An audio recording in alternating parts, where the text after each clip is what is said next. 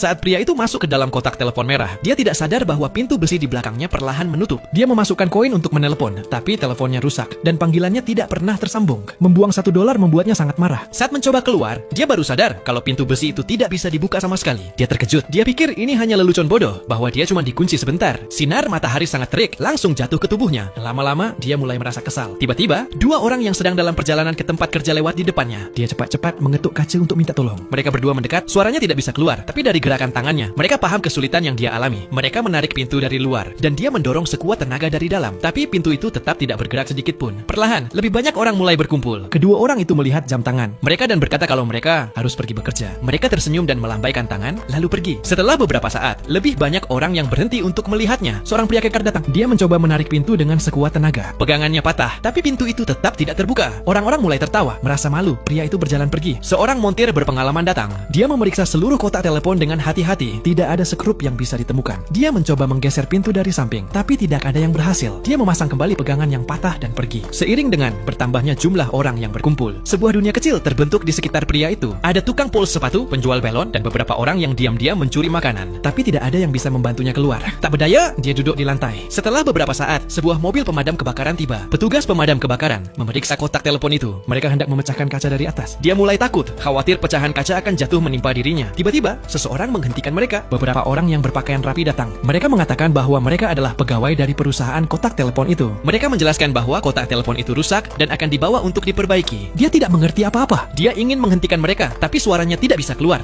Orang-orang di sekitar terus meyakinkannya untuk tidak khawatir dan bersama kotak telepon itu, dia dibawa pergi. Saat truk itu semakin jauh dari kota, berdiri di jalan terasa sangat aneh baginya. Di lampu lalu lintas, dia melihat iring-iringan jenazah. Peti matinya transparan. Itu terlihat persis seperti kondisinya sendiri. Di lampu lalu lintas berikutnya, dia melihat seorang pria lain terjebak di dalam kotak telepon merah yang sama. Saat itulah dia sadar bahwa semua ini adalah sebuah konspirasi. Dia menepuk-nepuk kaca, berteriak, dan meminta tolong. Tapi orang-orang mengira dia hanya melambaikan tangan. Mereka tersenyum dan membalas lambaian tangannya. Dia merasa haus, lapar, dan sangat kelelahan. Dalam keputusasaan, dia berbaring di dalam kotak telepon itu. Truk itu akhirnya sampai di tempat yang sepi. Dia memikirkan keluarganya. Dia melihat foto istrinya dan anaknya. Dia tidak mengerti apa kesalahan yang telah dia buat. Saat itu, dia melihat sebuah helikopter militer. Dengan sisa tenaganya, dia mencoba memanggil minta tolong. Tapi helikopter itu terbang melewatinya. Ternyata helikopter itu sedang mengawal truk yang sama. Dia dibawa ke sebuah tempat di antara pegunungan. Di sana, kotak-kotak telepon dibangun dengan pintu yang tidak pernah bisa dibuka. Setiap kotak telepon adalah penjara untuk manusia. Sebuah derek datang dan mengangkatnya bersama kotak telepon. Meletakkannya di atas konveyor. Di depannya, ada lebih banyak orang seperti dirinya. Semua orang itu terjebak. Sekarang mereka mengerti bahwa takdir mereka tak bisa diubah. Mereka juga paham bahwa ketika suara seseorang tak bisa didengar, tak ada yang datang untuk menolong.